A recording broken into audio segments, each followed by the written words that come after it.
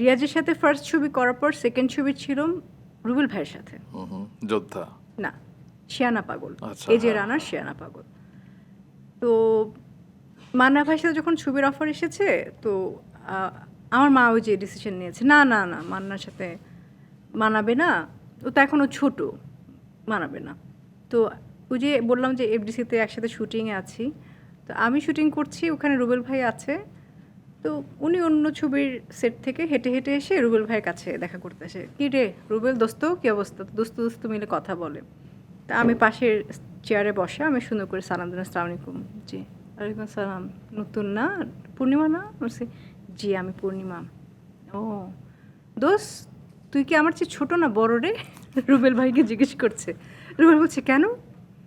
না ইদানিং অনেক নায়িকা বলে যে বয়স্কদের সাথে নাকি কাজ করবে না, বুড়া। তো তুই বুড়া না আমি বুড়া? আমি না বুঝতে পেরেছি ঘটনাটা। তা আচ্ছা মান্না ভাই তো মাইন্ডে একদম নিয়ে নিয়েছে বিষয়টা।